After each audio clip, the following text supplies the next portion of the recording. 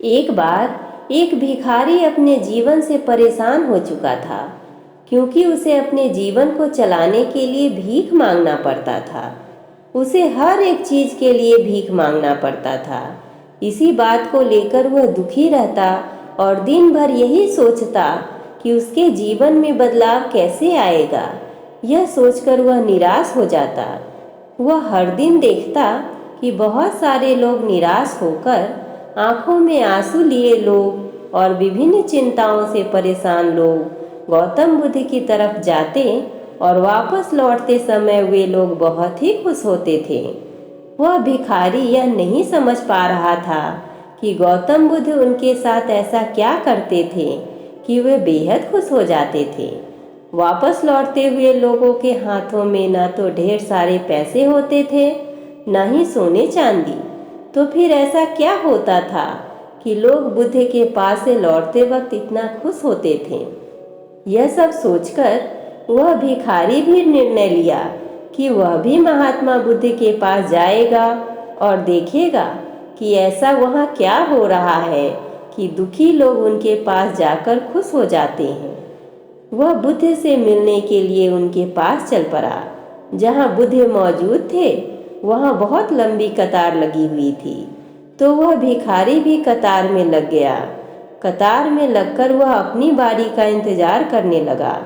देखते ही देखते उसकी बारी आई और उसने बुद्ध से कहा, बुद्ध, मैं बहुत ही गरीब हूँ, मेरे पास कुछ भी नहीं है।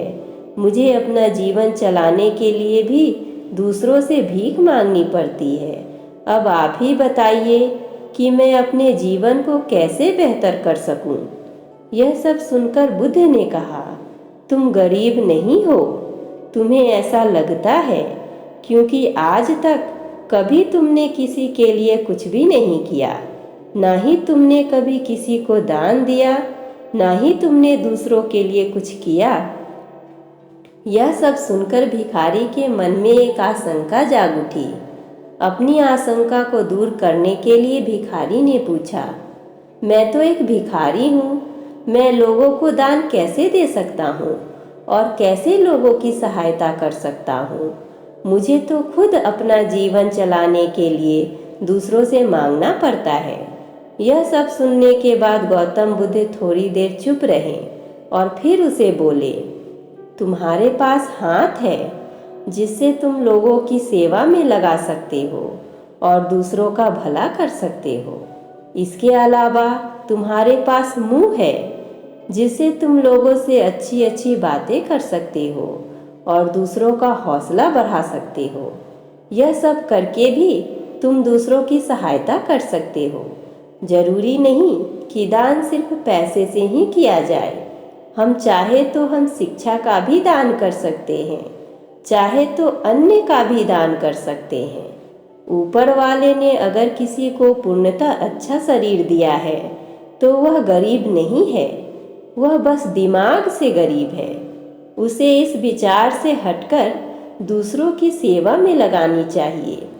बुद्ध की यह सब बातें सुन लेने के बाद वह भिखारी बहुत ही ज़्यादा खुश हो गया और उसका मन अब संतुष्ट था। हम सब इस बात की चिंता में समय बर्बाद करते हैं कि हम गरीब हैं, लेकिन यह सत्य नहीं है। सत्य तो यह है कि जब तक हमारा शरीर पूरी तरह से बेहतर है तो हम उसका उपयोग करके आगे बढ़ सकते हैं और खुद के जीवन को बेहतर बना सकते हैं।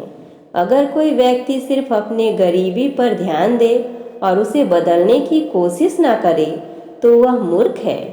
इसके अलावा हमें इस कहानी से यह भी सीख मिलती है कि दान सिर्फ धन का ही नहीं, शिक्षा, भोजन, अच्छे विचार आदि का भी किया जाना जरूरी है।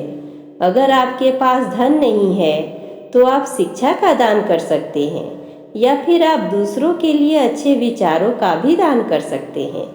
इससे समाज बेहतर होता है।